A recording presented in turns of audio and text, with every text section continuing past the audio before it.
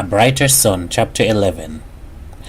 In April of 1944, the yellow and purple flowers of pui trees ran riot on the northern range under lifting war clouds, showing up in blobs on the brown hillside where farmers raised land to plant new crops. It was a first sight for visitors as they entered the Gulf of Paria. It was the last for a detachment of Trinidad troops of undisclosed strength of the Caribbean Regiment as they left the island for an unknown destination. They eventually turned up in Italy and came under fire from bombing attacks. They had a good time with the Italian girls and wrote home about it. The Civil Defense Force was demobilized and testing of air raid sirens ceased. Private cars were zoned to their counties on account of the acute tire shortage. Buses and trains were the only means of transportation, and Trinidadians began to queue up for things. The government set a limit of $1.20 on the cost of meals at restaurants so people wouldn't eat so much. With the completion of work on the American bases, labor returned to agriculture. Food production increased, a record rice crop was reaped, and as far as labor economics were concerned, things looked better. The Education Board delegated power to the Director of Education to make all appointments for teachers. Compulsory education, requiring every child of schoolable age who resided within 2 miles of a school to attend, was introduced. In Port of Spain, a pui tree in front of the Red House in St. Vincent Street bore an abundance of flowers. They fell, spinning in the air to the sidewalk, and passers-by crushed them under their feet. A Keskidi stood on the branch of a tree outside of the magistrate's court and distracted a man who was giving evidence at a murder trial. A native raped a girl in the Queen's Park Savannah one dark night and was imprisoned for 5 years. Everyone who had time to spare turned up in court to hear the case. Allied servicemen flocked in the streets of the city. The officers sat in the country club, or the other clubs which had been built to entertain them, and sipped rum punches and gossiped with the social strata. The privates and corporals and sergeants looked for whores in George Street. One night, a fight broke out at Green Corner, where streets and prostitutes and idlers met, between American servicemen and natives. A sailor had been with a prostitute and refused to pay, and hell broke loose suddenly, with bottles and stones hurling in the air and people screaming and running all over the place. A native ran into a parlor and climbed over the counter and snatched 2 bottles of Coca-Cola, and the attendant didn't stop him. The native crept up behind the sailor and with a seemingly careless throw tossed a bottle above the sailor's head. Just as it was descending to hit the sailor, he hurled the other, and the 2 met just above the American's head and shattered. It was perfectly timed. Those who saw were amazed. The sailor dropped to his knees, bleeding from shrapnel. By the time the military police arrived in jeeps, everything was quiet. There were places out of bounds to the American servicemen, and whenever they went there, they were beaten by the natives. The people liked their money and carefreeness, but hated them all the same. Too much Yankee man leave Trinidad girl with child and go away. Hooliganism soared, and people kept off the streets at night. Tiger began to build his house after he was finished with the road. He built slowly, on the same site as the hut. He dug 4 holes, with the hut in the center, and he filled them up with concrete for the posts. That alone took him 2 months, working by himself in silence. Everything was past and gone. There was only the house to build now, to watch it grow like a plant, brick by brick. He sent Ermila and Chandra to his parents in Chaguanas, saying that she needed plenty rest and she couldn't get it in Barataria. She protested, as he expected, saying that she wanted to stay with him and help build the house. But he laughed. "What you could do? No, man, I want you to go. The rest and the change will do you good. You will forget all what happened. And by the time you come back, the house will finish halfway. You go see. But who go cook for you and wash your clothes? If you stop to worry about all of that, you will never go. Don't bother about me. I go eat anything and wash the dirty clothes myself. You want me to tell them about everything what happened, Tiger? If you want, it don't matter much. If you tell them or if you don't tell them, everything finish. It can't change anything. But what about work? What you will do now the road finish and you get lay off? Don't worry, man. Plenty things to do around the village. I could help people weed garden and clean yard and sell milk from the cow. You mustn't worry about me when you go down Traguanas. Go and see all your friends and have a good time and forget Barataria. If my Arba asks for me or any of my friends, tell them I keeping fine. Tell them I might come back just now too when I finish some business up here. Is when I must come back, Tiger? How long to stay? I go let you know. I might come to meet you. You better pack up a few things right away, today. If you stop to think too much, you just change your mind. So you better go one time. Take enough money with you, you know. Don't go down there and make them believe you're poor and begging. Buy something and carry for them. And don't ask them for no money. Take enough so you won't run short. Sometimes he went out on the highway at night and walked, watching the cars fly with scarcely a sound, headlights playing afar ahead in bamboo trees when the road curved. Sometimes he would meet someone he knew, driving a donkey cart. Hey, who that there? Tiger? Yes, man. What you do on this side so late in the night? You're not afraid, Jumbie? Just taking a walk, man. Where you going? Going city side, market, provision, sell early in morning time. You have room on the cart? You want go city? Come then. Jump in, let we talk. I'm glad for the company. This road too dark and lonely. I hear you lose one boy child. Him born dead? That was a long time ago. How long? 2, 3 months? Call him that long?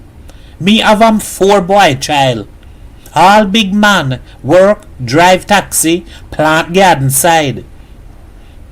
But how it is, they never think about doing anything else besides that. They never want to go to college in Port of Spain or go away and study lawyer and doctor. Who time go away? For what? Live countryside happy. No trouble. Belly full. Nice wife. Plenty boy child them have too. Why go away? It have plenty things besides that. If they go to school, they could learn to read and write and get jobs in the town. Juggernaut golfed. He lived in the back of the village, in Joggy Road, which ran between Barataria and San Juan. He had heard of Tiger educating himself and thought it was a waste of time. Why you not go away, eh? You tell them other people go, but you stay this side. One day I will go away, Tiger said steadily, watching a part of the highway he remembered working on. You go city side. You want be in the government, politic? That's why you study? You want fight for Indian rights? Everybody rights, not only Indian.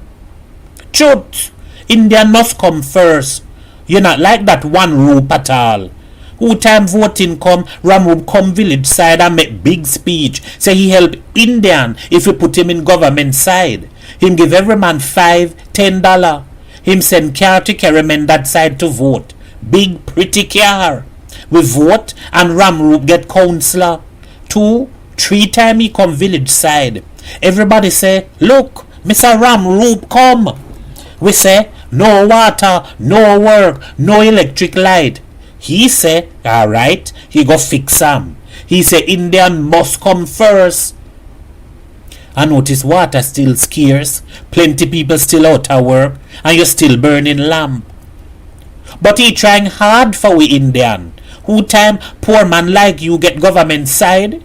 You not have house, you not have land, you not have money. All my son have no education, but them have more money than you. The donkey cart took 2 hours to reach Port of Spain, and he sometimes stayed the night, sleeping on bags of provisions on the sidewalk, just waiting for something to happen. That was all. Things happened. All you had to do was wait. One night, he thought of going with a prostitute, but she asked for too much money. He thought how he had sweated to earn, and he laughed in her face, and she called him a cheap coolie dog. What did it matter what people called you? It was what you was inside that count. So much poor people huddle up on the pavement sleeping because the one poorhouse in the city overcrowded. So much American and other soldiers and sailors all over the place, like if the war was in Trinidad. He went into the most expensive cinemas just waiting for someone to challenge him, to say, "What you doing here, coolie?" And he drifted about the streets of the city, ready to explode if anyone dared to question his right. Late in the night, he returned to the village and slept restlessly. I should talk to Joe, Martin, and Rita. I ain't talked to them since that night. It's not their fault. It's nobody's fault but mine. Why I so stupid? The 2 of them is the best friends I ever had. I too shame. But the sun burnt away resolutions of the night. Brick by brick he built, doing all he could, leaving what he couldn't do alone for the last, because he was keeping away from the villagers he knew. They would only talk about it if I go in the shop. They would say how they're sorry to hear. But what is the use of that? They won't mean no harm, but just to hear them talk will make me remember, and I want to forget. He did odd jobs in the village, keeping out of his friends' ways as much as possible. He didn't want to go on spending money. He had worked too hard for it just trickle through his fingers, and eventually he took to selling milk. He didn't know how to approach Rita about the milk. He decided he would just fill a bottle and leave it there on her back step where she would see it easily. If in the morning it was still there, well, he would just have to forget her as a customer. But in the morning, the bottle had been emptied and washed clean. He looked for Rita. He had an uncomfortable feeling she was watching him, but he couldn't see her. He felt pleased about the milk. Every day now he left a bottle. And when it was the ending of the week, and he was wondering how he would ask her for the money, he found it under the bottle on the step. It was Rita who hastened a reconciliation. One morning, as he was milking the cow, she looked over the hibiscus fence and shouted, "What the hell you mean by leaving stale milk for me yesterday? I'm mad to bust the buckle on your head." "But Rita, you startled me," he exclaimed, upsetting the pail of milk. "You better make sure it's fresh milk you leave this morning. That is all," she said. He always made sure he gave her the best. A smile came to his face, and he felt like he wanted to cry for no reason. When Rita saw it, her voice softened and she cried, "Tiger!" and he swallowed a lump in his throat. It was Rita who cried and laughed at the same time, cursing her tears. "You know it wasn't my fault, Tiger. I tried my best. So help me God. But what is to is, must is. It hurt me to think you're blaming me in your mind." "I'm not blaming you, Rita. I was a damn fool. It's all my fault. All the time I did want to come over and see you and Joe and say sorry. But I can't make up my mind." She let loose a barrage of questions. "Where are Miller? You send she where? I miss she too bad, man. May she uses to have some good times together when you and Joe gone to work. When she coming back? But what happening on thing? So long we ain't talk. Is what job you doing now? Like you're not working these days. I does see you working on the house. It coming good, man. But you can't build that by yourself. So what happening? You know they did lay off Joe by the base? Yes, man, but he get a job with the railway in Port of Spain. Tiger managed to get in a word. Urmila gone to Guanas for a holiday. I don't know how long she going to stay. For a long time, maybe. So nobody to cook or anything for you? Look how thin you getting. Like you ain't had a good curry for a long time. A cooking curry today. I go keep some for you. It's alright. Don't trouble yourself. Shut your big mouth. So what you doing these days? What happening? Tallboy did tell me to tell you not to forget you owe him some money still. But I did tell him that you and me not talking, and he laughed and said that always happening. But I tell him this time is the last time that we done for good. And look how we talking now. But boy, you hear everybody saying that Mary is a succulent? You know she living by 9th Street. She does taking washing. They say she sucking everybody baby blood. It's a good thing Chandra not here. Last night they found blood stain all in she yard.